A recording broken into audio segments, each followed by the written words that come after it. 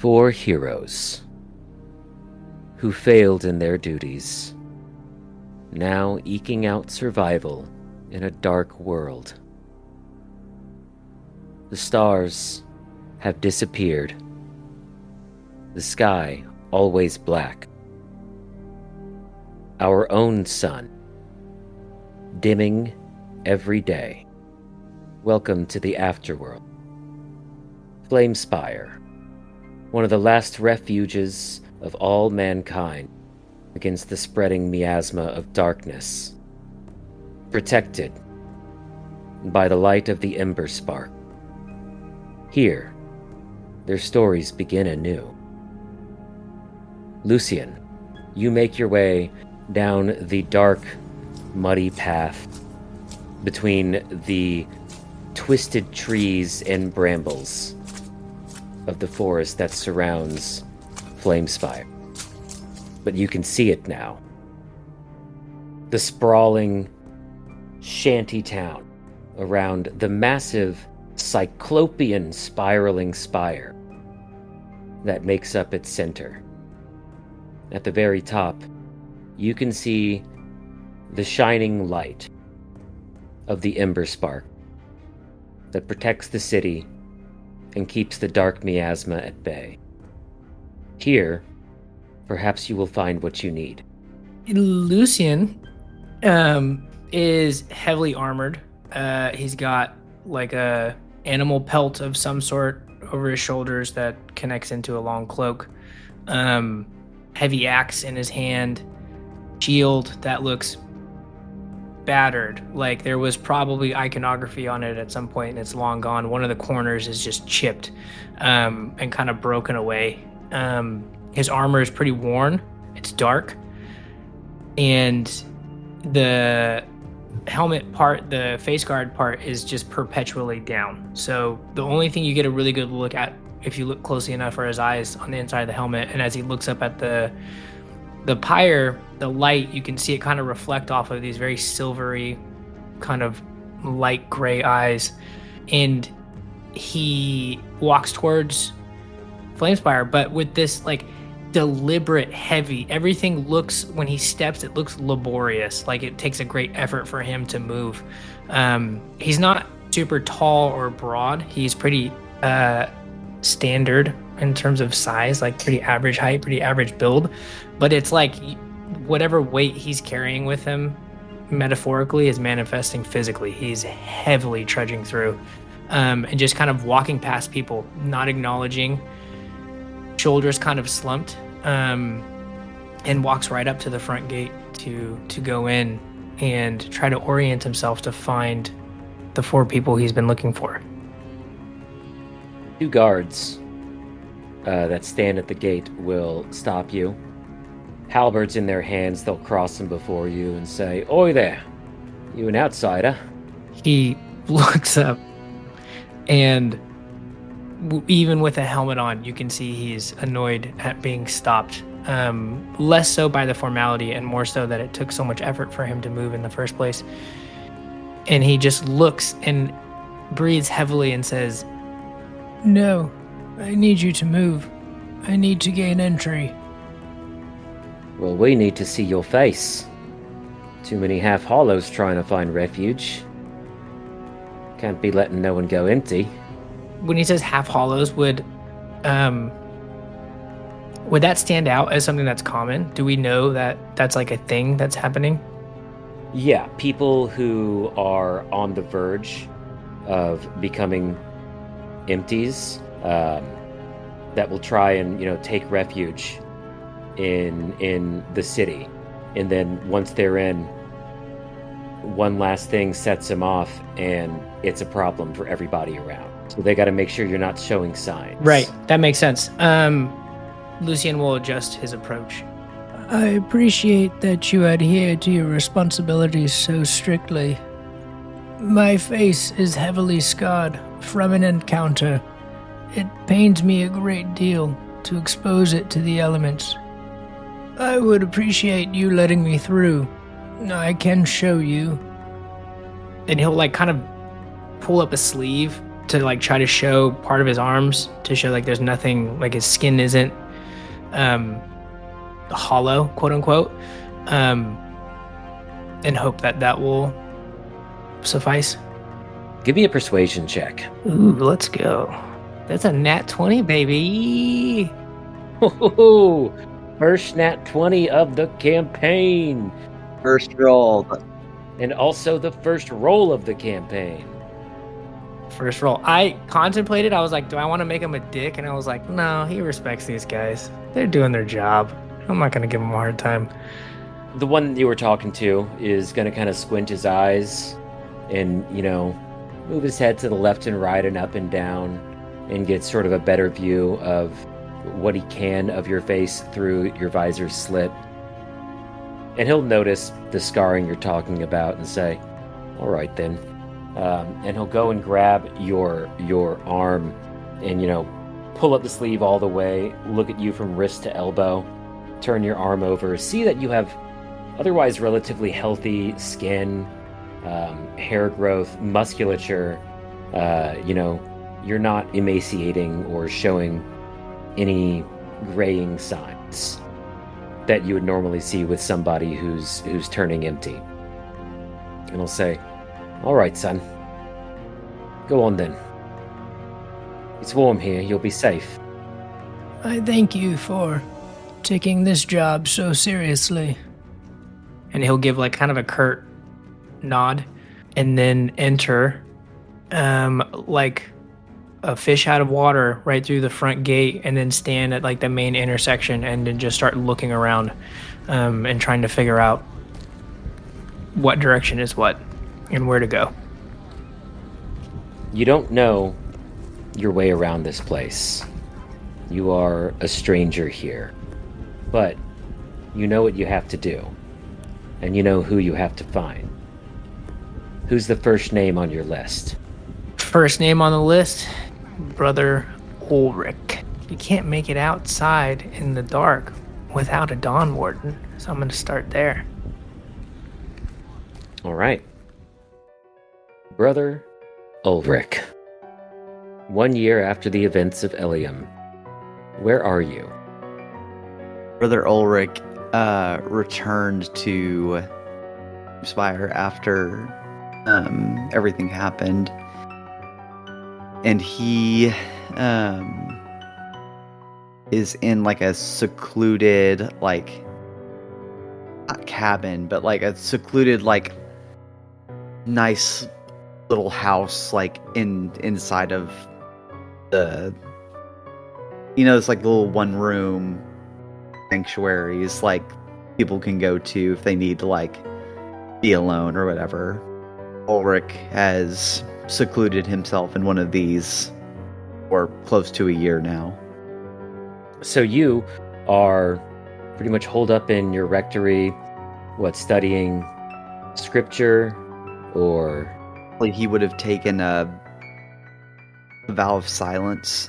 So I think like he has spent this year mostly in prayer, but I think a lot of like searching old tomes and books and manuscripts of like we need to find what happened to the gods, like the sun. Like I think there's paperwork and like possibly even like maps of like the astrological sky of just like, yes, it's like we can even slightly determine like how quickly the rate of the sun is dying.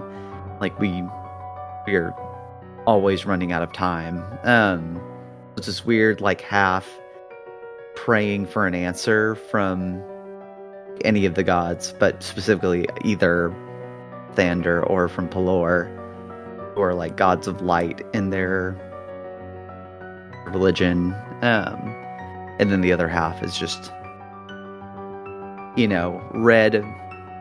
red strings on the wall, like connecting bits of information, and like this story like connects to this culture and this person's story. Like surely it has to make sense. Like something had to have happened.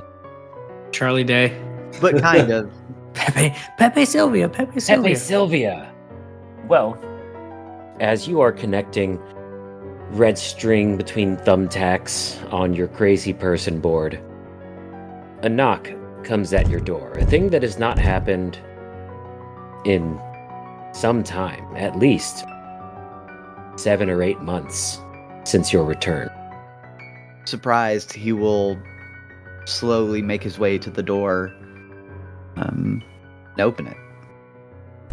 You'll see Lucian standing in the doorway, taking up a lot of space for what it's worth. And again, visor down. So as soon as you open it, like without even a moment, you open it without even greeting him. He just immediately asks you, You are Brother Ulrich, Dawn Warden, are you not? I would like to speak with you in private, if you have a moment. What regard? I believe it would be best to speak inside, away from any prying eyes. and he'll start to move inside, even though you haven't invited him, insisting on not having the conversation in the doorway. Lucian's not a vampire. Check. Yeah, check. Yeah, it's like I got a little like pocket notebook. I'm like, all right, still gotta see if he's a werewolf though. Brother Ulrich will not quite annoyed, but just like, okay, kind of like part ways to let you in. And he'll gesture to like a very simple chair with a table to sit at. He approaches you. See that his skin is very pale, like looks like he's seen no sun at all, like does not look like he has any bit tan, like almost clear skin. That's the other thing, like besides the scars that you see on parts of his arms and face, there's no facial hair, there's no beard, mustache. He's completely bald. And as he's got eyebrows. He got eyebrows and eyelashes. Not that extreme. And you can see as he kind of parts his cloak, you see the symbol of the Dawn Warden on his chainmail shirt, and script that you don't recognize or can't read all up and down his arms, like just full sleeves, but it seems to be some sort of like ancient text. And takes a seat. He'll go to sit, and you'll see he'll take his shield off and rest it, and then also rest his axe against the table, which is one part, oh yeah, I'm not gonna sit because it's uncomfortable with it, and then also one part very easy to grab should this go sideways, and just kind of props it and looks at you and says, Brother Ulrich, Dawn Warden, you were present at Elium when it fell, were you not? I heard that name for a long time. He puts on a kettle on a small fire. And you'll see he kind of hesitates, doesn't want to say it, but he'll bring himself to say, and he says, Your failure at Elium has had long-standing ramifications. There is something I need to do out in the wilds, further than anyone else has ever gone. No journey, no trip out into the darkness will survive 2 steps without the light of a Dawn Warden. I am in need of your assistance. What are you hoping to find out there? Salvation. And he'll take the kettle off and or tea for both of you. Salvation is a very lofty thing to look for in the darkness. I agree, but I'm in need of help.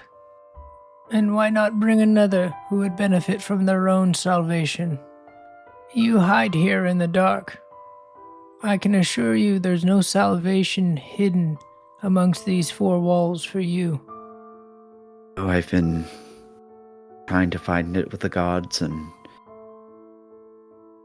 close to a year, all I've done is sat in silence and Prayed and waited for a response from the gods, but nothing. Not a word. Your prayer is inaction. I am asking for action. May seem as inaction, but prayer can be just as useful. Certainly not as foolhardy as, what did you say again? Going farther and deeper than anyone has gone before into the darkness. Do you think me foolhardy? You mentioned Ilium. From what we had gathered, it seemed like it had a good chance of becoming a full-fledged town. That night, we traveled with one who was way stronger than any of us. He was cut down easily. We ran. I know you ran. But do your fellow Dawn Wardens know you ran?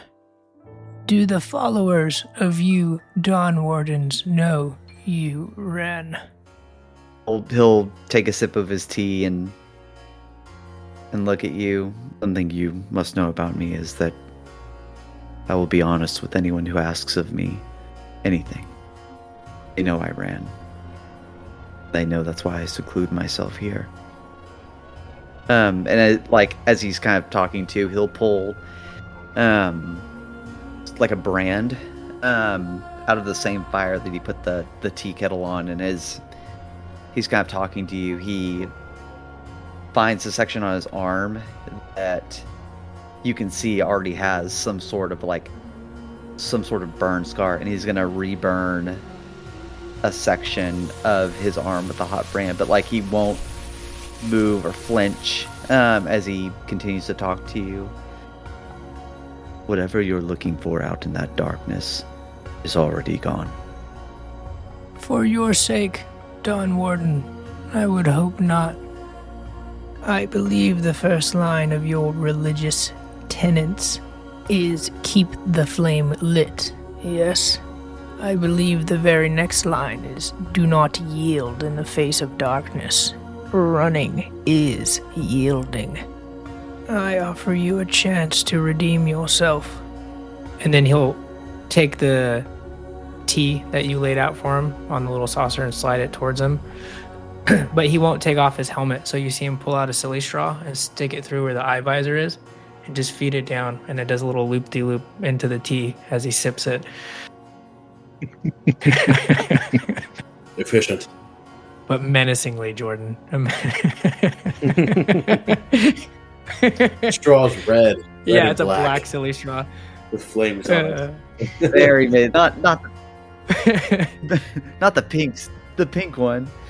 Yeah. I think Ulrich will continue making eye contact with you, and my redemption doesn't come from you or your silly task out in the darkness. Also not idly sit by and let someone throw their life away. If you wish to go in the darkness, then escort you as far as I can.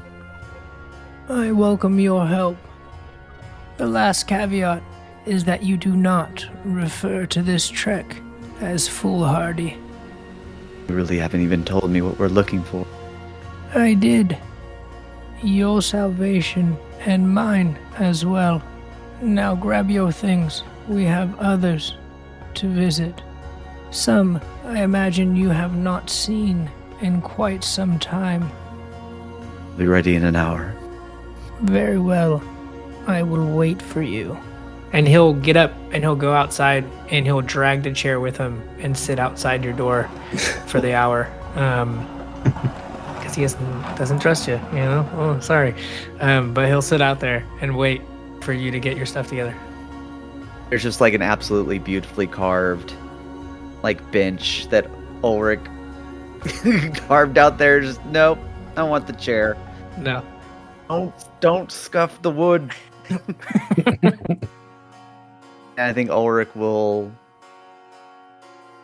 kind of in a daze just pull out his pack and pack up some of the history books and the tomes, and I think hidden behind his bed or whatever, covered in dust, is that mace.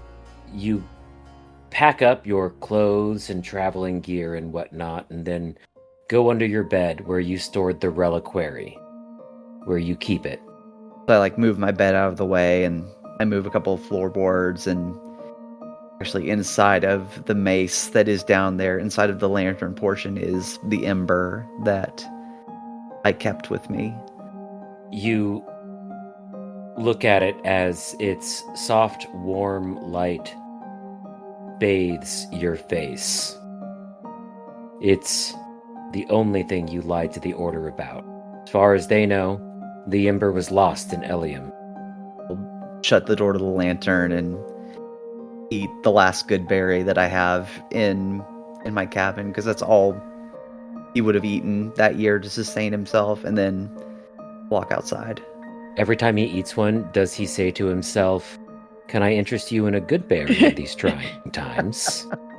If he had a mirror, he would, but he doesn't believe in mirrors either. Self-flagellation is badass. Mirrors is how the devil gets you. I ain't keeping no damn portal in my house. I'm ready. Who is it that we are to visit next? These are your companions, Ulrich. Where do you think we should start?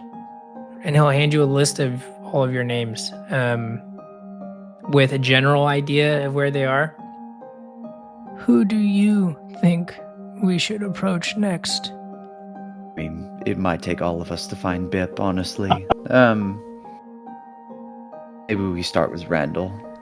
Randall, it is. And he'll start walking with you. Scene fades. Randall Akoda, in what space do you find yourself as you sit in silence transcribing the stories of your people? So in the Naguisi sector there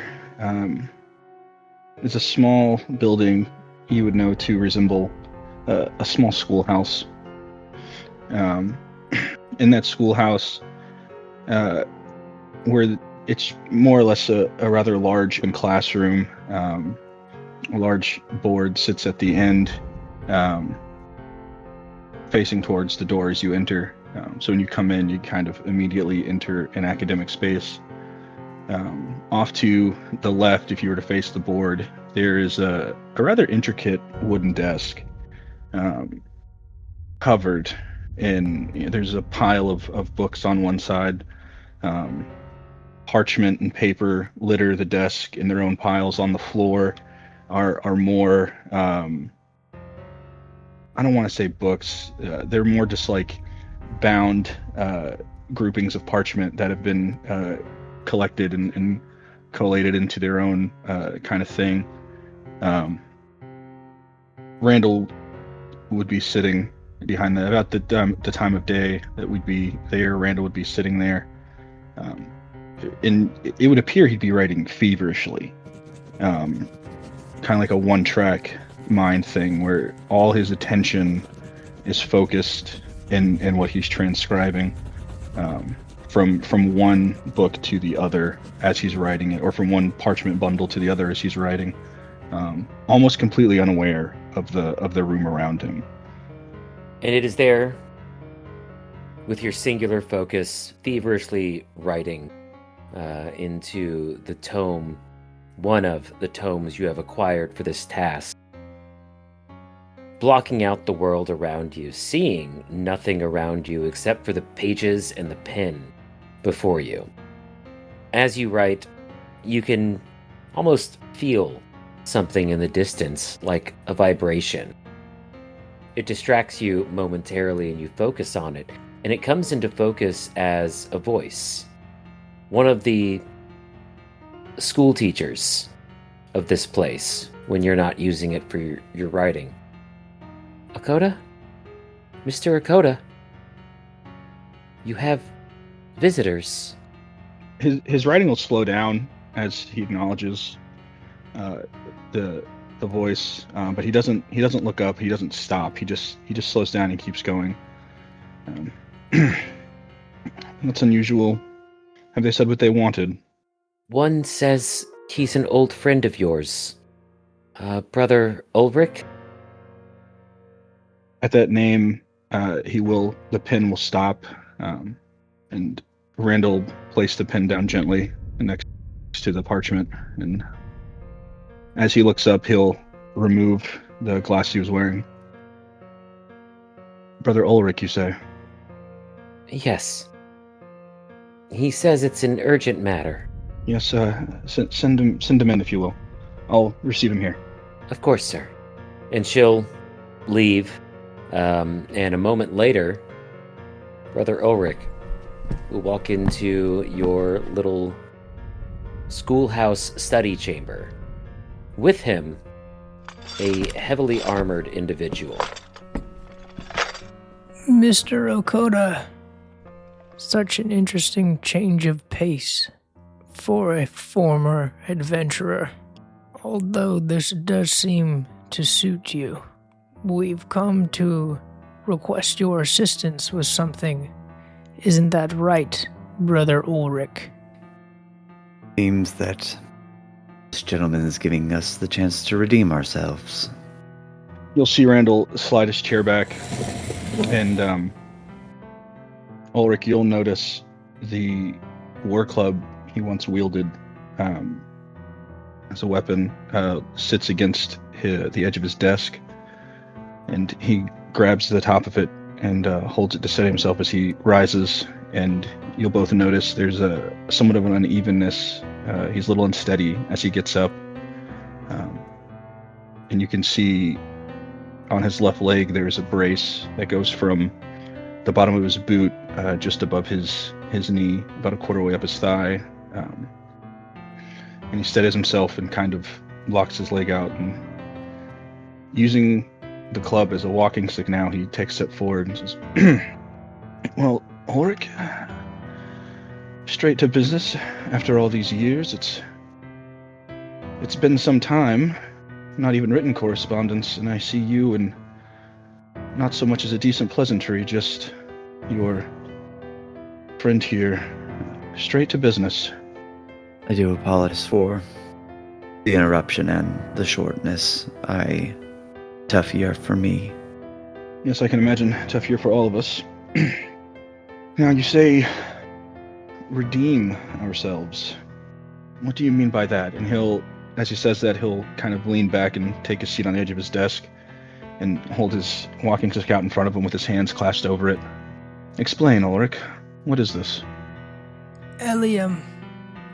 Lucian immediately cuts in and refuses to elaborate any more than that. Like, it's like this lead weight that just drops in the middle of the floor as he just says Eliam. That's it.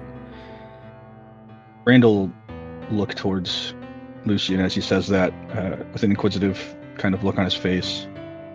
Rather bold to drop a name like that in a place like this. Around us, no less, Ulrich, and he'll look to you. Shall we at least take some time to gather refreshment, maybe talk this over in a civilized manner instead of barging into a place of learning? I'm not saying you're demanding, but this seems rather forceful. I'm sorry, who is this individual with you? I am Lucian Umber. I'm afraid there is no time for pleasantries, Randall Okoda. I am in need of your help alongside Brother Ulrich, if I am to make it where I need to go.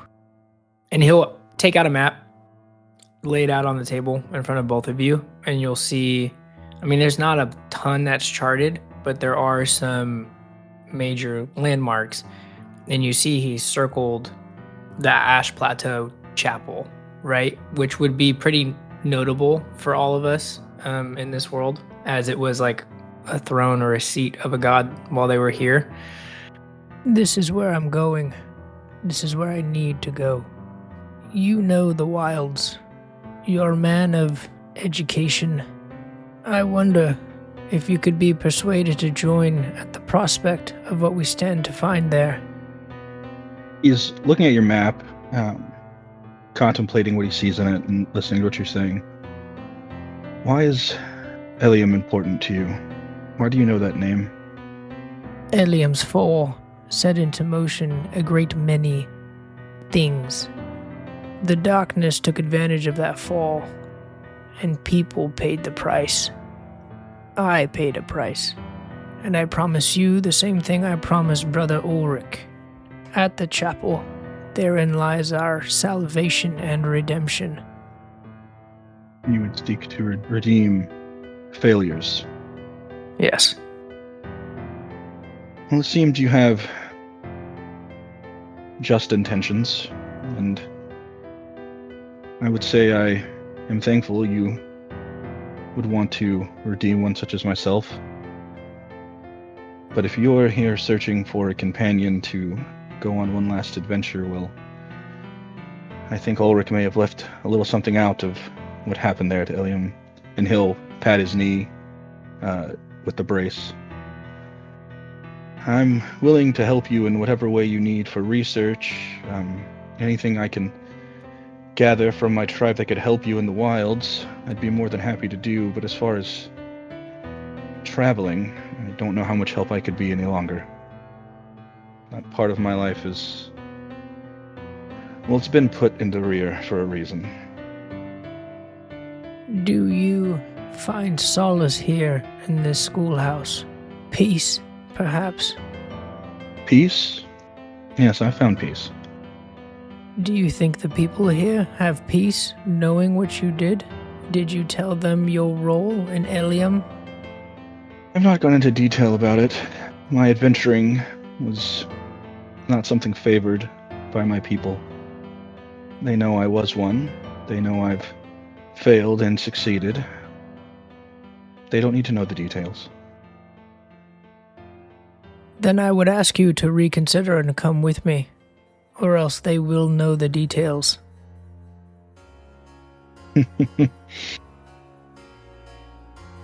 I was once young and daring like you, and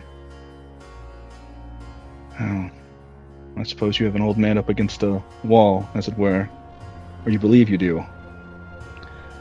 You think I'm ashamed of my failings. You think I don't tell them the details out of fear of being ostracized or belittled. I can assure you, the things I keep secret from my people, my family, it's not for my own protection, my own hubris, as it were. No, it's best people of their caliber don't understand the things that happen outside the walls. Keeps them safe. Isn't that right, Ulrich? And he'll look at you, and this time he looks at you. You can see there's anger in the fact that there's this person he doesn't know that is attempting to blackmail him, and you've brought him here, and he's giving you a look of like, hey, this is, I thought we were friends. And Ulrich will look at you and, believe me, brother, I wishes you to leave the past behind and move on with my life, and I too in some measure had peace being back in the order and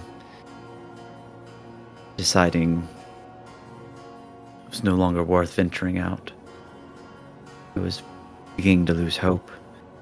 If there is a chance that we can make it right, then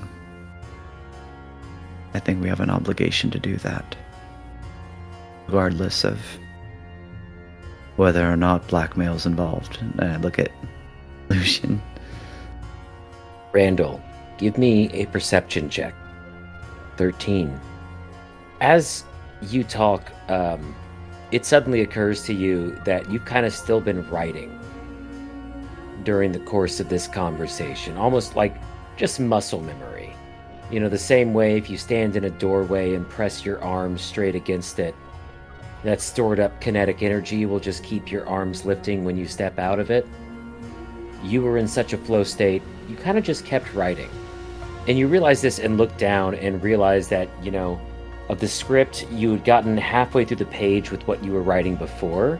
And as the conversation started and your arm started moving again, it was kind of just spiraling for a moment. But after a few lines, those spirals turn into legible writing. Writing that you were not consciously putting to paper. It says, "You can still light up the night." Seeing these writings, Randall pauses. You see him make a conscious effort to stop his hand. We failed, Ulrich. Not just in the mission, but we failed an entire town of people. Tell me, Brother Ulrich, do you believe there is redemption for us? Guess we won't know unless we try. Ever the optimist. Oh. I am a light warden. It's kind of our thing. I understand if you want to stay here, you're no obligation to go with us. It's my duty and inclination to protect those who wish to wander into the darkness. With your help, it would be invaluable to us. And if there is a chance that we may learn something at the Ash Plateau that could lead to any information on what happened to the gods, then maybe we can reverse all of it. Perhaps I'm being too hopeful. You are always hopeful, Ulrich. Mr. Lucian, you've convinced one of the best people I've ever known to continue a quest I long believed the darkest chapter of my life. Now, I will tell you, I don't know if I'll agree in the same way he does, but I'm not against helping. I could suppose, I guess, I have one last adventure left. However, I have preparations. I have responsibilities here. I will need to coordinate with instructors. I will need to inform the village elders of my absence.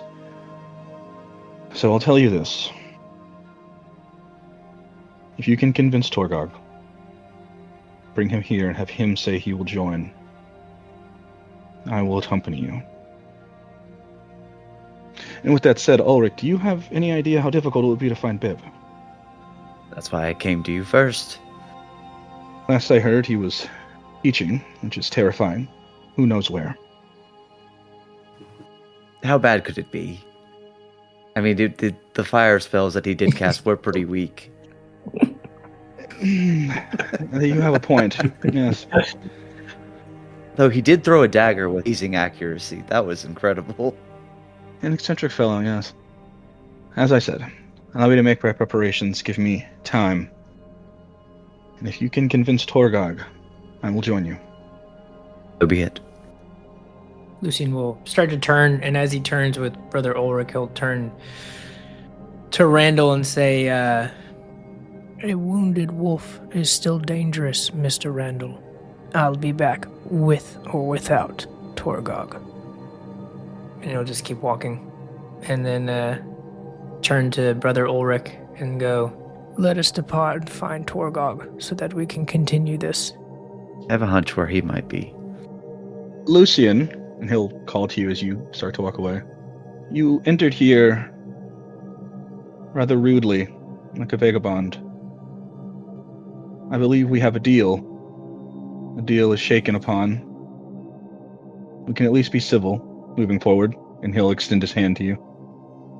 he'll come back and you'll see the same, like, laborious thump as he walks closer. And there is definitely this coiled sense of, I'll swing my axe if I have to in a split second. Like, he's just constantly in that state from having been out and doing whatever he's doing. But he makes a concentrated effort when he approaches you to stand very straight. And, like, you can see him, like, that tension sort of release. Like, he doesn't want you to think it's directed towards you. It's just his natural state of existing right now.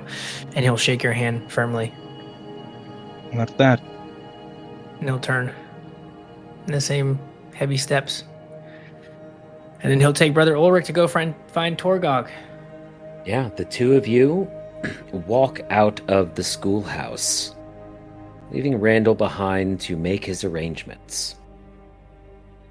Torgog. Now, where are we going to find Torgog?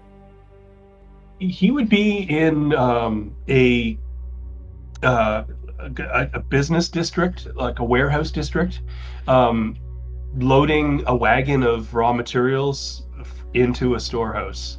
He also lives in that storehouse. That's part of his job. That's or part of his pay, I suppose. All right. So, Torgog, you are at your mundane warehouse job. You pick up boxes, walk them a certain distance, and put them back down in specified places. You do this monotonously, over and over again, day in and day out, 5 days a week. As you are picking up a particularly heavy box filled with wheat and other bagged grains, your superintendent shouts your name. Torgog, Yes, Mrs. Crumblepot. you got people. They want to talk to you. Go ahead and get that where it's going, and then take you 5. I'm docking your pay, though. And he's just gonna set this this box full of wheat and other grain just right down, literally where he's standing in the middle of the floor, and walk towards the entrance. Open up the warehouse door. Yeah, you see your old acquaintance, Brother Ulrich, with, again, this heavily armored individual. What you see when you look at a Torgog is a tall, thin Goliath man, little over 7 feet tall. Your first impression is that he doesn't take care of himself. His clothes are torn and stained and simple. His hair is in dreadlocks, probably because that's just the easiest thing for him to do with his hair. He's unshaven, even his beard is long and sort of tattered, but there's just a raw physicality about him that is just immediately apparent and doesn't strike you like a man who doesn't care about himself at all. And he looks out and sees Ulrich and says, Ulrich, what a great honor to see you, my friend. Torgog, it's been too long. Indeed it has, and your friend. Hello, friend, my name is Torgog. A pleasure to meet you, Torgog. I am Lucian Umber, and we have come here to ask for your assistance with something. I hope you are not in the middle of something too pressing. As he sort of looks around at all these boxes, and then looks at you and kind of sizes you up, and you see his he kind of lingers on your hands, your knuckles, the clear sign of someone who knows how to fight, and looks at your hands and then looks at you and says, would you like to discuss this in a location a bit more private? Do you have a better space for us to have this discussion? Well, certainly I could take you to my home. Follow me. And he walks 10 feet inside the door of the warehouse and opens up a storage closet. It's small. It's basically a shelf with a bedroll on top of it. Everything is just super minimalistic, with the exception of one, like fine, almost like a leather messenger bag that has been really well kept. It's been oiled, it's been cleaned, and it kind of sits in a place of honor at the edge of the bed. He says, well, here you go. Total privacy, and we won't be bothered in here. Is this about a year ago? Indeed. Lucian, I suspect there's only one reason you're here, and I won't resist you on it. I want you to know that. I only ask that you use my tribe's ancestral blade when you strike me down. And he pulls out a bone dagger, sets it at Lucian's feet, and kind of bends down a little bit, almost like presenting the back of his neck. Lucian looks down at the blade and then looks at Torgog, and there is just a long enough pause that Brother Ulrich is probably uncomfortable. And then he reaches and extends a hand to pick you up off your feet and say, I am not here to put an end to your life, though I would appreciate if you put your skills to use in helping us. We are headed out to find the chapel at the Ash Plateau. Brother Ulrich has agreed to accompany me. Randall has agreed on the terms that you join us as well. And I believe we are still trying to locate your friend, Biprot. He's supposed to be teaching, but nobody actually hired him to teach at the school. He just started showing up, as far as we can tell anyway. I know of Bip. You've spoken to Randall then. How is he? Lucian will turn to Ulrich, just sort of gesture, not knowing, since this is your friend. We found him at schoolhouse where he had been teaching for some time. Appears that the injury has lingered with him this year. That's where we found him. Ulrich, you're not here to kill me, and you're here to have me help you kill somebody else. Let me ask you a frank question. Is Randall up to that job? Is he the same man that he was under it all? I'd say that he isn't, but I believe deep down inside of everyone that flame never dies. Well then, I have the perfect thing to remind him who he was. And I slap the leather messenger bag that I referenced earlier. Well, when can we leave? Now would be best. Crumblepot, What? I have no more need of this bed. You owe me for a week. There is a man named Redfin who will be coming from the tavern. He will claim I owe him 5 gold. The truth is I only owe him 3, but you can give him all 5. I will consider that my week's pay. What? You leaving? Buddy was slammed today. I can't believe you doing this to me. I will do you the kind service of lifting this final grain box and setting it on top of the others. We're super understaffed today, come on. And don't bring up again that I'm the one who makes the schedule, alright? We've had that argument to death. Oh, no argument from me. Anyway, I'm still on my 5. I no longer require you. Alright, but you're getting a write-up for this. Yes. Put it in the pile.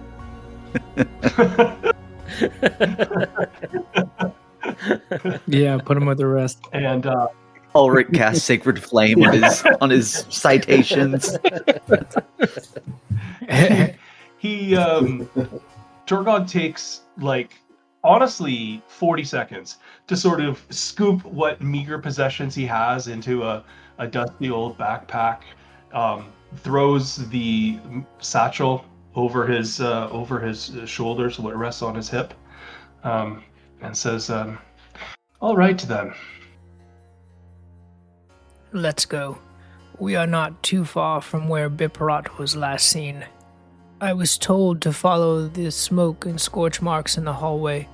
They should lead us to his classroom, after which we can make our way back to Randall.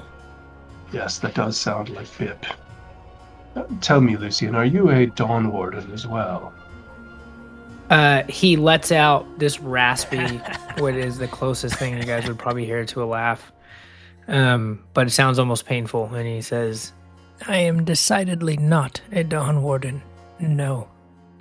I, and those like me, do not run from the shadows when they press down upon us.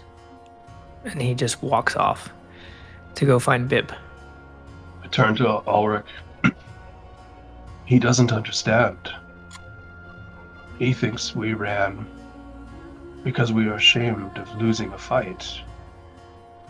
I am not ashamed to lose a fight. Lost hundreds in my day. I am ashamed at what happened to those people that night. As am I. Something we can do to make it right, then that's why I'm going. And this man, you know him? Funny enough not. I met him only this morning. There's something about him, I guess. I agree. Same vigor I once had. Perhaps. It reminds me of our hero, you know. He reminds me of Gregory. Singularly driven, a leader of men. Perhaps he can be that man. And you mentioned Grigori, and just Ulrich continues to have flashbacks of what happened to Grigori towards the end. Yes, I mostly numb the memories with alcohol and narcotics. That's actually how I've been in touch with Bip. We have the same dealer. So this will be quite easier than we had originally anticipated. Oh, well. Bip is a secretive man, but he's not subtle. Anyway, let's get going. And on his way out, Torgog makes a point of picking up the crate, carrying it respectfully, putting it in on top of the other boxes, and kind of stops and admires his work for a second, nods, and then turns to Ulrich and says, "All right, now we can leave." So you guys walk out of the warehouse district together towards where you believe you'll find Biprot. Bip. What's Bip doing? And where is he doing it? Yeah, you see a little gnome with a big floppy wizard hat. He looks like he went to the store and asked for the one that would fit a Goliath. Honestly, he's walking up, scraggly beard, looks much older than he actually is. Just covered in trinkets and pouches and all books, just everything he can carry. He's got it on him. He's ready to go. I think Bip just finished one of his very successful classes. Only 2 students caught on fire, and so he is leaving out the back door of a classroom and probably like booking it towards his janitor closet / office to forget his troubles and relax a little bit. So he's probably just getting back to his office, which is a janitor's closet in the back of the wizarding school. So he's basically IT. We live like kings. Yeah. He's IT who, for some reason, just gets allowed to teach classes, even though nothing's on his schedule at all. And what does he do once he gets there?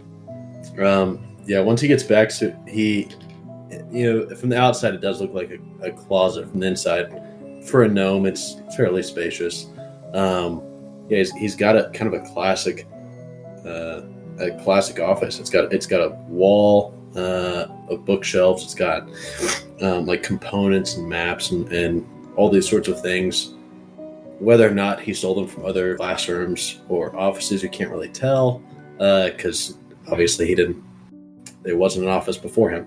And he's got a gnome-sized chair, kind of lounger, where he immediately comes in, and he has a little jar that says the good stuff, full of this powder, and he immediately doesn't even put it on the table or anything like that. Just dips his finger in and shoves it up his nose and sniffs it as hard as he can, and leans back in the lounger. You lean back, and before your head can hit the cushion, there is heavy knocking on your door.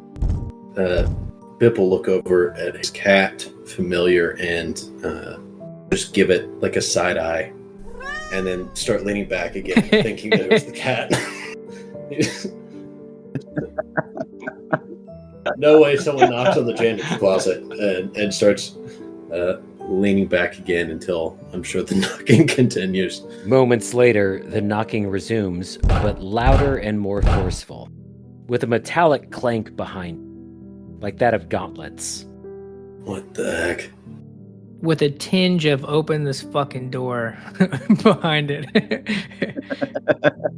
Bip will grab a mop that is, it's a full office except for one wall is still the janitor supplies. He'll grab a mop from the janitor supplies and open the door. Is this what you needed? I don't understand why you're knocking.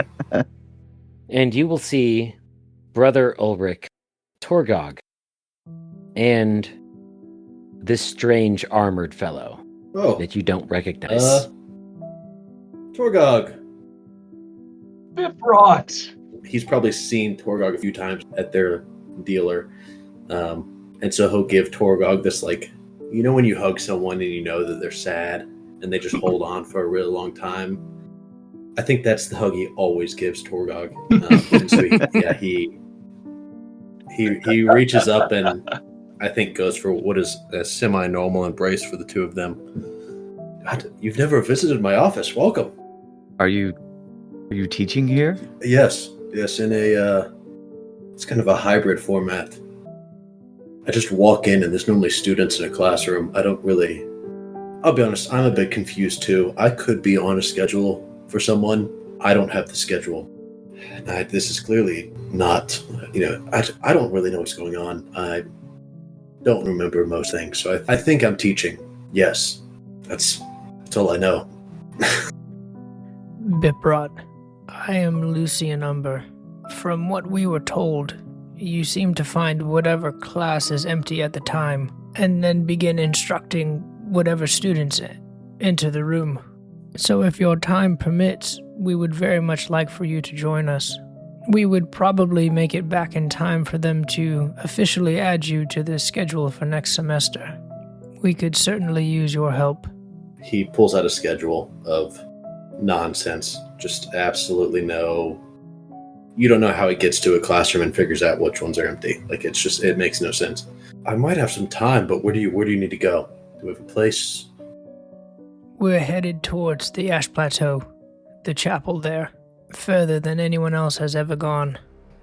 Biprot, we're going to go back into the dark. Would you like to come? I think the darkness, when I close my eyes, worse than anything out there, so I'm not opposed. But is there something we're going for? Yes. Our salvation.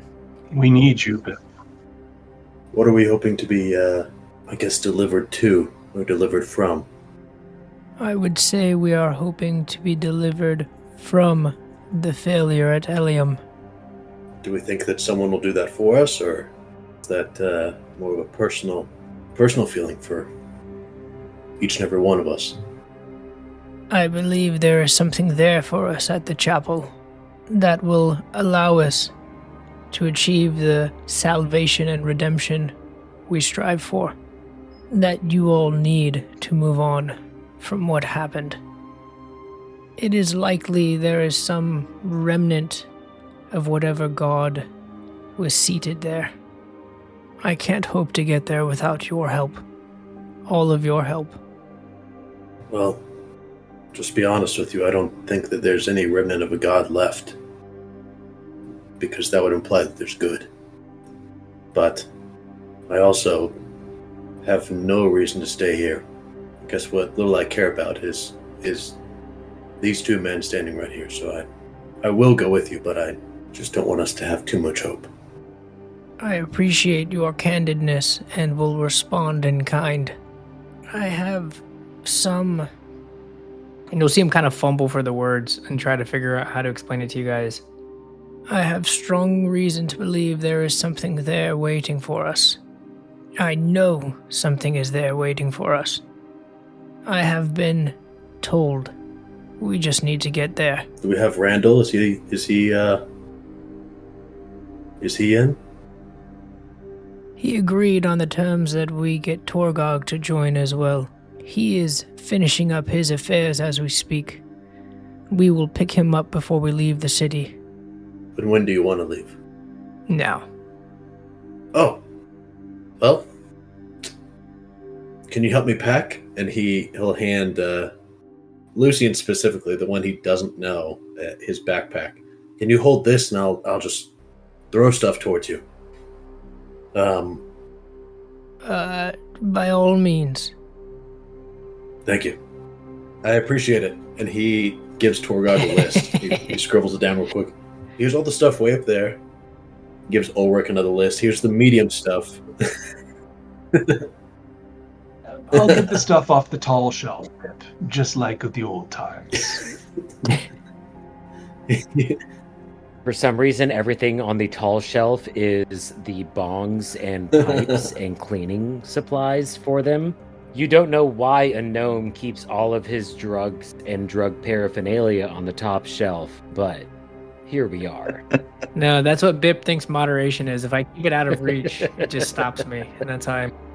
Yeah. Other people can't see it. I can't see it. So it's like 6 feet tall. Everyone can see it. Everyone's like, oh, what's that thing up there at eye level for all of us?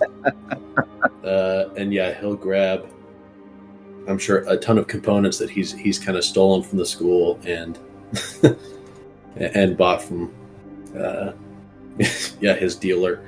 And that's he really just grabs components. He does grab drugs and not much else, like a blanket, a radial blanket. He's not a kitted out adventurer. He's very much. He's got some books, and that's about it. So he's got the basics, and that's what he has, at least in his office. He's like, well, I guess this is good enough. Let me give a note to the dean, just so he knows that I'm not going to be teaching the classes that he wants me to teach for the next little bit. And he straps a note to the back of his little cat and shoos it on its way. And it just says, I'm going to be gone for a little bit. And he doesn't sign it. It just says, I'm going to be gone for a little bit. Doesn't sign it. Doesn't put time on there. No specificity. I'm out of here. It literally just says, I'm out. Nothing else. He's 3 minutes into a pretty psychedelic trip. He was chaotic before. He's not. This man is candy flipping right now. Bip, did you make all these degrees yourself? I'm just looking on the wall. There's like degree after degree that it's just handwritten in crayon. I've heard some people say I'm the most qualified teacher here. They don't want to call me doctor. I just have so many degrees. It's crazy. Anyways, all right. I mean, let's go, I guess. We'll head out. You guys walk out of the scholarly university, Bip in tow, having to occasionally guide him away from walls, or back into the correct direction after a 4-way intersection, you know? And you can hear a few students go, there he goes. Candy flip Bip. And finally get back on Place track. is going to be so much better without him. He turns around and he firebolts the students at their feet. What'd you say? They're so accustomed to it, they've dodged it before you've cast it. Oh yeah. There's no chance of hitting him. He misses when they're sitting down in their seats. It's just... In fact, every accident that you've had with setting a student on fire was when you were actively trying to hit a practice You target. hit the new transfer student, it just bursts into flame. Weird. I don't know what these students keep getting so close to the targets. It's hard to not hit them. They're all the same shape. Strange. But yeah, you guys, you leave the university, and I imagine make your way back to Randall in the Nokoisi district. And I think when we get back, Lucian's walking a little taller. I think proud that Randall asked him, like, well, I'll do it, but go get Torgog. But not only did he get Torgog, he got Bip as well. So it's like the whole crew that he's coming back with. And then stops himself from just like opening the door and letting himself in, remembering that Randall mentioned etiquette, and he'll knock on the door before he goes in. Randall, this knock on the door pulls you out of, the usual furious writing trance that you're in. You'd gotten back into a flow state. And you hear the knock on the door, and it shakes you out of it. And you see you've making great progress. But when this shakes you out of that flow state, you'll look down and see that, again, with some of the spirals, the last thing you wrote is a flowing sort of cursive script that just says, "Save her." And then the knocking comes again at the door. Yes, come in. And he'll begin to rise to accept his guests. I'll open the door and lead everybody inside in kind of like a sweeping gesture of, We've come back with Torgog as requested, as well as your fellow scholar, Biprot. Randall! And Torgog just kind of bullies his way into the room. It's so good to see you. Is that gray you have in your hair now? Torgog, old friend, he'll embrace you. It's been a tough year, my friend. Tough on all of us, I'm sure. You look all the better for it. We're going to do a crazy thing. Would you like to do a crazy thing with us, Randall? So I've heard. When I was first given the option, I was hesitant, but seeing you here now, I think I'm quite ready for one last adventure. Mr. Lucian, it seems you held up your end of the bargain. he did. Lucian will try to sit, and it's like, I imagine one of those kids' desks where it's like the desk that opens up and you can put your pencils and shit inside. Yeah. So he's like in his heavy plate mail trying to squeeze in, just scratching the shit out of it and just going like, I did. And you just hear and he just like breaks the top of it slightly and then decides to stand. And if you're not wearing rigid armor, it's the perfect kind of desk to push against and crack your back. Yeah, lean back. Yeah. Yeah, and then he'll sort of stand up straight and then look at Randall and say, or ask, Have you finished your last-minute preparations? Is there anything else you need to do before we leave? Yes, I'm quite ready to be on my way, Mr. Lucian. And seeing as you've done as I've asked, I even found Bip. I have to admit, I believed he would have been dead, honestly. Bip, it is good to see you, my old friend. You too, Randall. He'll go for a hug. Yes, and Randall will kind of hold his hand out like you do to like a child to kind of stop him, and then No. just pat gingerly on the shoulder. Well met, my friend. classic educator's way of saying hello. One person going in for a hug and the other not wanting contact. But yes, Mr. Lucian, I am quite well with all my tasks, minus one, but that'll be taken care of shortly. I'm sure by the time we finish discussing whatever it is your plan that you have that has gathered us here, it will be finished. We should probably leave here and find a spot we can speak a bit more freely. There's a tavern a little ways from here. Sort of strange they would put it so near in elementary school, but I suppose everyone needs to blow off some steam. It's right down the street. We can go there. Teachers normally need a spot. Oh no, not the Bluefell.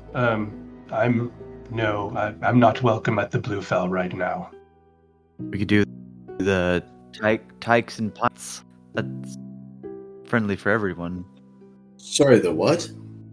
I believe he suggested tykes and pints. Well, I just have to cast less restoration a lot. Children get very drunk. Torgog, are you welcome at that establishment? Yes, absolutely, quite. Then that will be the one we go to. And he'll stand up almost like it's just very unceremonious. Like we said that's where we're going, and he'll just stand up and start walking. Like, okay, that's what we said. And then start going, yeah. Yeah, Torgog will lead the way. There's a certain pep in his step that this is, he's looking at this not only as a chance for redemption, but also as for something to give his life purpose again. He's lacked that for the last year, and being around the men is inspiring for him. And he's gonna kind of like do a quick step. He's got 7 foot long Goliath strides, and he's not gonna be hesitant to take full speed towards the tavern until he looks back and sees Bip and remembers that he maybe can't keep up. And he stops and turns and says, Bip, I don't think I'm going to give you a piggyback ride on this day. You should keep up. I think Bip is probably all 3'7" of them. This little gnome beard dragging on the ground. You gotta slow down. I can't. It's really awkward to run with this hat until under his massive his wizard hat probably goes like beyond his shoulders, so he's just kind of this hat bobbing along, trying to catch up to Torgog. So you guys make your way down the road to the tavern, Tykes and Pints. TYCHSSON Pints. You let yourself in, and it's quite busy. The woman behind the bar says, "Go ahead and seat yourselves. We'll be right with you." Yeah, grab a nice big circular table. Grab a candle, and I put it in the middle. As soon as we get to the table, we got our light, we're all sitting around. Lucian will immediately take out the map, thinking of Randall asking like what the plan is now that he's got you guys all gathered. And he'll roll it out again, and you'll see, again, I imagine things are kind of sparse. We don't, it's dangerous out there, so there are just major landmarks, one of them being the chapel on the Ash Plateau. And you see a couple different things that we've talked about. And he points at the map, and he says, "There's no charted trail to the Ash Plateau, as far as I can tell. But my plan is we go like this." And you see he just draws his finger from the city and just does a straight line to the plateau. So if we just do this, we should make it there. I'm open to suggestions. Okay, so first option is this, and Bip will take a pencil and mark exactly where you just went on however nice this map is. We're already on the same page. This is working wonderfully. Sorry, I'm very visual. There are no known roads to this location. I think our only approach is to walk in the general direction and find our way. As sarcastic as I want to be right now with you simply drawing a straight line, it is actually the best plan. I'm curious how far you've made it so far. Have you attempted any ventures out? I have not made it as far as I've wanted. You'll see he kind of starts to trace around Elium, like the surrounding area, which is lost at this point, right? This has all been overrun. But it's still not a significant amount, right? Like it's some, but it's not a lot. But he would say, I've made it out generally this far, But that's the extent of my excursions. Without help, without light to help keep me safe.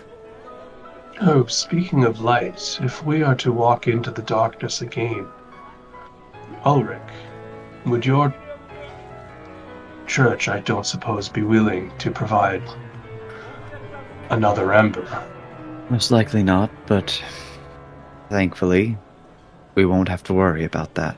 That's a strange thing to say. You have a plan then? And Ulrich will kind of look over his shoulder or whatever, just making sure like no one's immediately looking at us, and he'll put the lantern on top and open the door to show you all that there's an ember inside of it, and then shut the door. You have an ember. I never took this one back. Ulrich, you clever, clever man. Torgog seems really excited about this fact. He expected you to give it back, but you didn't, and he's not judging. I always, in small part, hoped I would be able to take it back and try again, I guess. But it's been nice having an ember so close at hand. It has given me hope this past year. First of all, Hogog stands up and does the universal, like, moves his points his finger in the air and does the universal round for the table to the bartender, and then he sits back down, pulls his leather satchel over, slides it towards the center table, and says, I have something from that night also. I've been very excited to show it to you. And he reaches in and pulls out a piece of canvas. It's rolled, and he unrolls it onto the table. It's a painting that's been removed from its frame, and the edges of the canvas are actually like worn smooth. As he unrolls it, you can see there's an image of a view from the crest of a high hill, and there's grass and stone kind of visible in the foreground, but most of the rest of the painting is of a night sky, and it has stars on it. And at first, as you're looking at it, it seems static, but you start to notice the stars slightly move. And he looks over excitedly at Randall and says, do you recognize it? Do any of you?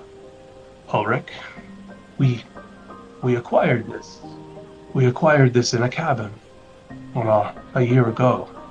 We found a hollow, and I'm turning almost to explain to Lucian kind of the pedigree of this painting.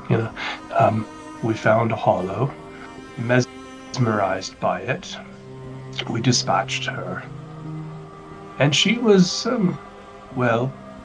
meditating upon this painting, and I took it. And since that night, I have learned there is much more about it. And he kind of looks up, it locks eyes specifically with Randall as he's telling these stories, and he says, I know the stars are gone, but you'll remember, Randall, a year ago I told you I believed that they were there somewhere. This painting, it shows the sky as it truly is. From wherever you stand, each night, the stars move. I believe they show what the sky should have been like. I thought you might like something that reminds you that the world has lost more than it remembers. And I push it towards him. Randall will reach out gingerly and place his hand on it. You're saying that it shows the night sky as it should be? I believe so. The heavens change. It mirrors the stars as you move. I've not taken it far outside of Spire, but I have. And the sky moves as well. Amazing. And Randall traces his hand across the stars, forming what he can make out of any constellations that may exist in the star pattern that's on it. He'll find them and just slightly mutter to himself as he does it. It's all there. I don't know what it means, but I thought you would. I believe it means hope, Torgog. I believe so too. You were right not to burn the house that year ago. I have something for you also, Ulrich. And he reaches back into the bag and pulls out a thin, like, carefully preserved book. We all, as players, would recognize it as a comic book, but as characters, it probably would just seem like a really thin book of some variety stapled together. But it is in a clear protective sleeve, and on the front part that you can see is a glossy image of a lone silvered figure riding a silvered board with his hand pointing towards a star-filled sky, and at the top of the cover are the words Silver Surfer, and there's a number 3 off in the corner, and below him in bold kind of white ink is a signature. It says Stanley. And he looks at Ulrich and says, it took me a long time to find this, you know. I do not know who Stanley was, but he cared enough to sign his name, so I figure that matters. But this one, and he starts tapping his finger on the surfer, this one reminds me of you. He gets his strength. He gets his strength from something vast and distant. Yet he still spends his days trying to keep small worlds from breaking. It felt familiar. I want you to have it, Ulrich.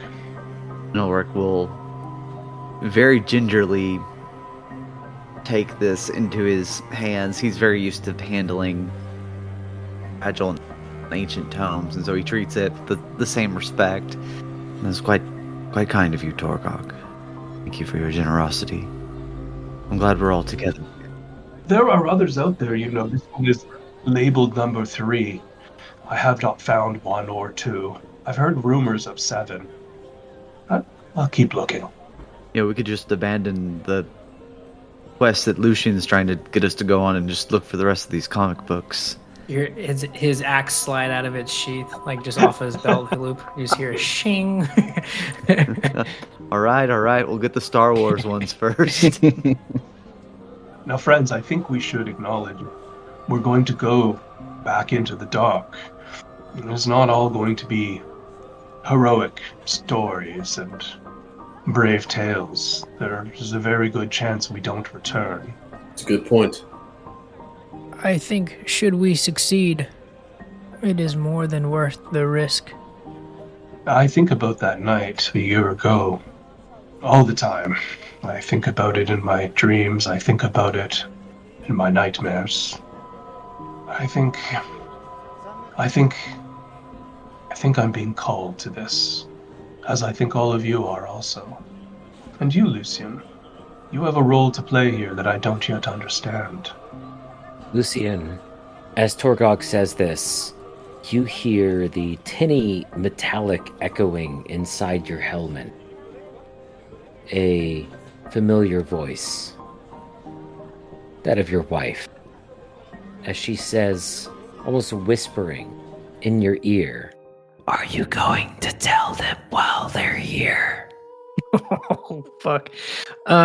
You guys see Lucian turns to say something to Torgog, and then his head just sort of snaps, like he's listening to someone talking to him over his shoulder.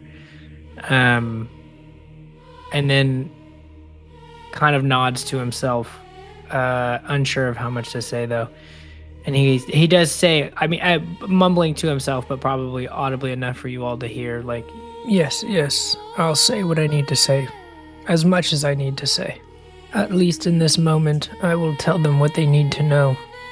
You all were at Elium when it fell. You all have not known peace since that night, since all of those lives were lost. and you see kind of like steadies himself on the table, gripping it very intensely. I was there that night at Elium when it fell. I was one of the people that welcomed you into our village. One of the people you were sent to help. One of the people that was left behind when you made your escape.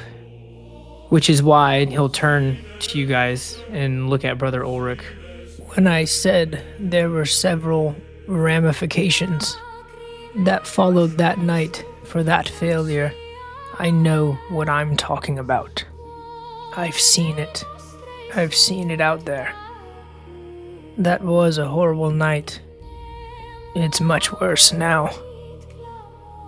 Jorgok reaches his arm across the table, sets it down kind of in front of Lucian, as if to physically emphasize that he's about to speak to him, and then he's just going to slowly say, I'm sorry. I know.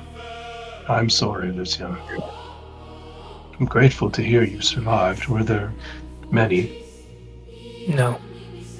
There were few that managed to escape and make their way to nearby towns. The screams and the death drew in monsters from the surrounding area. Some of us used this as an opportunity to get away, but there were not many survivors. And now that town has been completely overrun, with many of my former neighbors and friends now wandering the streets as empties. There are no words. We've all been affected by the darkness in one way or another. But I'm sorry for your suffering and your loss. And I hope that to some small measure, we can help to fix this situation here together as a team. The first step is figuring out how to get to the Ash Plateau. It cuts right through the undead area, which... who's naming these places? You know, most of these places on the map seem pretty foreboding. But we need to find the best route, and I couldn't do it without you all. So I defer to you, Mr. Randall, if you're able to plot a better course. I trust your judgment. Or else I'll lead us straight through anything that gets in our way. Would Randall have any knowledge, I guess, not only like druidic wise, but with like past adventurings into the woods, would he know of a better path that would lead, or like some better way to travel to kind of mitigate any dangers? Above table, has Randall ever been to the homeland? The ancestral grounds? I would like to think so, possibly, because then, yes, you would know. At least from memories as a child. If not, though, all you would have is stories, so less reliable. And I will leave that up to you, honestly. Okay, I think I would say he's never physically been there, just because he has that separation in his younger years from the tribe, and he's finding his way back. So any chance he would have had to have actually gone there in any way, he never took it. Okay. So what I'll say is, you know, you've spent so much time collecting these stories, recording them down. That includes making maps. You know the exact trail that your people took to get from basically the other side of the continent to where they are now. You've heard the stories from many families of the dangers they faced. That's probably the best prepared you can be to cross these lands. Yeah, Randall just turned to the group, and I have heard stories of the travels to homelands, a pilgrimage that's made by those of my tribe, those daring enough to do it. I myself have never made it, but my research has shown that there are paths, trails that can be taken. Unfortunately, I can't speak to it personally as how dangerous they are. Well, we can assume likely very dangerous. Even the safest routes are likely to be somewhat perilous. But I still think we stand the best chance of surviving. And Biprot, you were something like a teacher. Professor. Yes, if that's what we call showing up to an empty classroom and then threatening students. Professor Biprot, apologies. Is there anything you could have turned up in your studies? Maybe some knowledge that could better prepare us for what to expect out there? I think most of Biff's research would have been, at least, I mean, before and over the past year, would have been into like an arcane solution. So very much a like, you know, what old wizards and old like academic solutions did they have? What were like the great magics before? So I don't know if he would have necessarily had, Mike, you can correct me if I'm wrong, but I don't know if he would know of like an area. I think he would know like myths of like a grand order and things like that, but I don't know if he would have any. Yeah, no, I think that's pretty accurate. Your area of study would not intersect with that. I don't know if I can help you too much with that, but I do believe there's more out there. I don't think that I don't necessarily think the solution is in a god like others do, but I do think that there has to be a solution. If there's no solution, then there's no good, and there's no meaning. And I hope that is. I hope that good is proven true. Otherwise, I don't know what I'm going to do. Then there's only one way to find out, and that's to chart our course and see what we find out there. Are there any last-minute goodbyes or anything else remaining you all need to do before we go? As you ask that, I imagine, Randall, you are looking over the map, maybe with like a pencil or something, and referencing your own notes in your journal and tomes to make sure that you have the route right and you know what to expect. Let me get perception checks from everybody. The 9 for me. I want to just say I have my helmet on and the visor's down and it's very dark in here. Can't see shit. Randall, Bip, and Ulrich, you will all feel the cold breeze blow across and almost through you, despite the fact that the doors are closed and so are the windows. As this breeze passes you, a significant portion of a corner of the tavern goes dark as candles are blown out. You look this way and you can see wavering tendrils of darkness playing at the edges of the shadows of that corner of the bar. Not just that, but the bar is quiet now. You take a quick glance around. The din of conversation stopped all simultaneously, as every single person in the tavern seems frozen in place. You hear the clacking of footsteps coming from the shadows of that corner. A man steps out, tall and slender, wearing a long, dark coat, medium hair, and a mask on his face. Lucian, you recognize this man.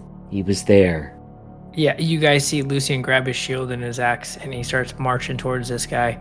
And as you stand up with your shield and axe, he will say, and snap his fingers. And as he does so, every single person in the bar, the dozens of them, will reach for the nearest bottle or glass and shatter it, or reach for the nearest fork or knife or cutlery or whatever they can, sharp and jagged, and simultaneously hold it to their throats.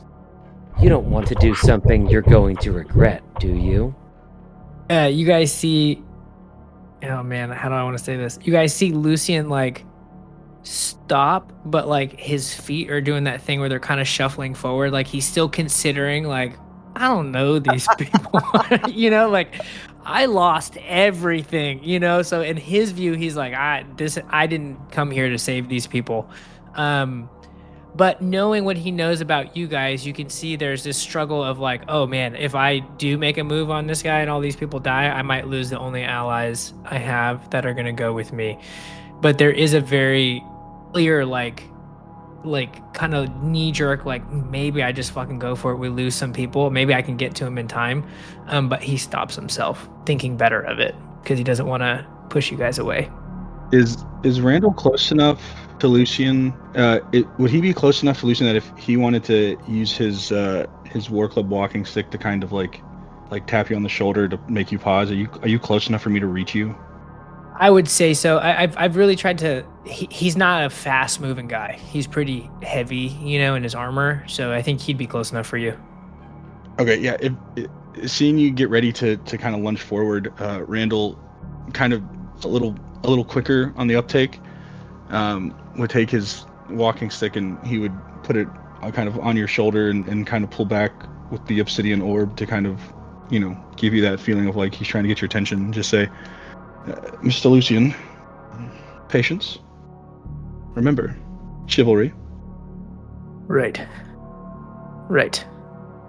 I'd listen to your friend. What do you want? Just a conversation.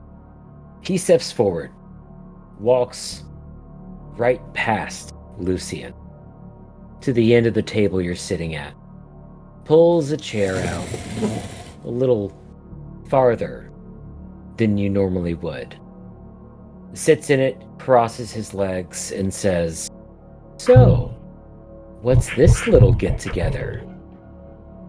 Sorry, do we know you? You don't. And you don't need to. Then, do you know us? I do. What is your business here? My business here is quite simple. See, we have part of what we want, but there's something else that we need, and we can't quite get it from the source, but luckily, one of you has it. And he's gonna look at Ulrich. The Ember. What of it?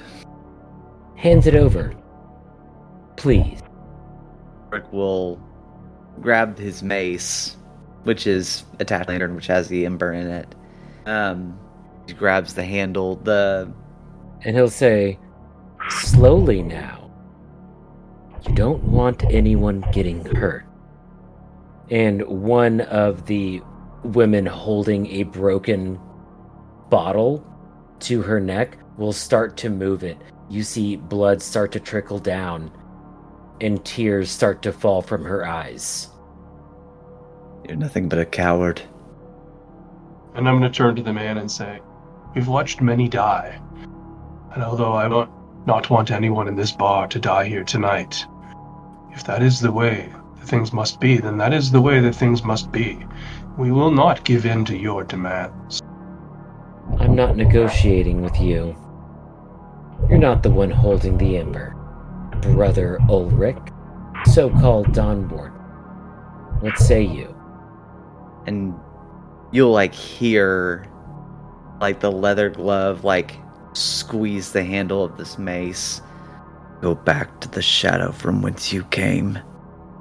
He's gonna sigh, and then he's gonna look at Lucian. Is this really what you want? Do you care that little for your daughter's safety? Oof. You'll see just he's deflated the minute this stranger mentions his daughter. And drops his axe to the ground, knowing the threat when he hears it, and he'll turn to Brother Ulrich and say, hand it over. It's just some foul play to give the darkness what it wants. He has my daughter. Hand it to him, or I'll take it from you on my own. I give him this ember. Thousands more will die. We will find him, because I know where he's going. and I'll turn back to him. You can't run forever. That's the beautiful thing. I don't have to run. I'm already better than you. Now, do what you know is right. Hand it over, and none of these people have to get hurt. And neither does your daughter. He's gonna look back at Ulrich, and just expectantly hold out his hand. Ulrich will look to Lucian If I give him this ember, no guarantee that we can navigate the darkness. He'll give you sort of just this barely perceivable nod, almost choking on having to tell you to hand it over, knowing full well that this is going to fuck up our plans, but he'll give you a nod.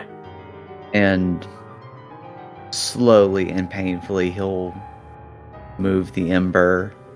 And you can, even, hear that this ember is hot, just radiating light as he puts it onto the table, and slides it forward.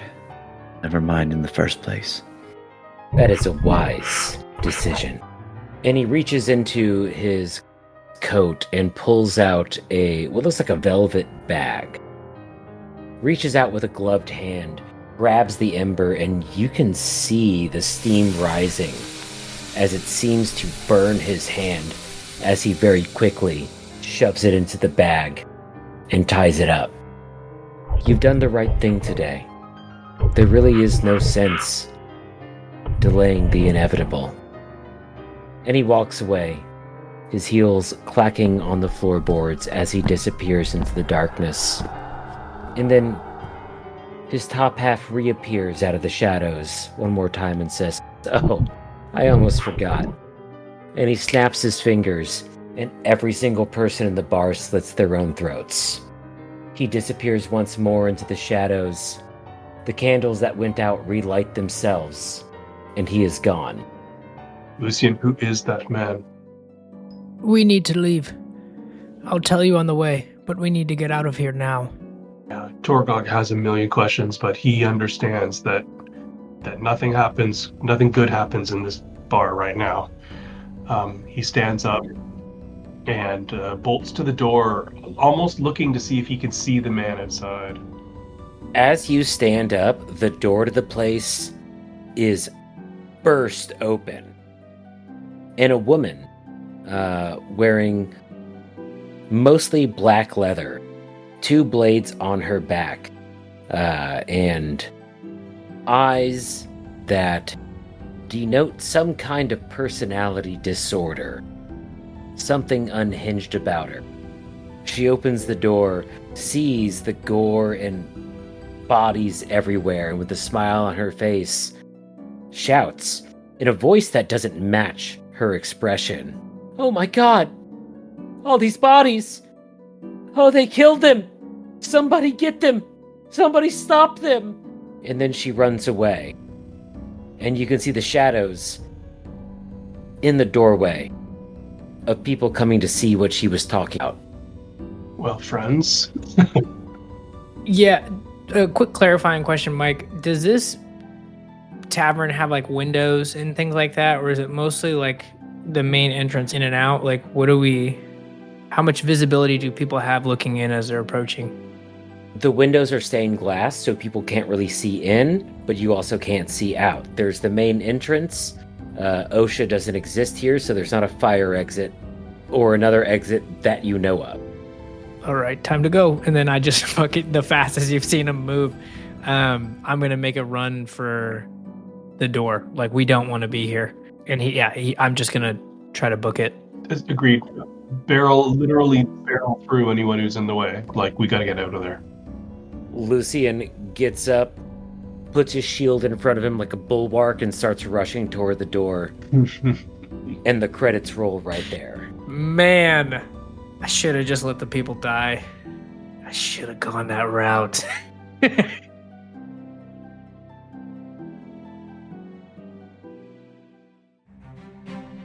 This was Dumpstat, a D&D podcast hosted by our DM, Mike, with players Derek, Jordan, Matt, Todd, and me, Jeff.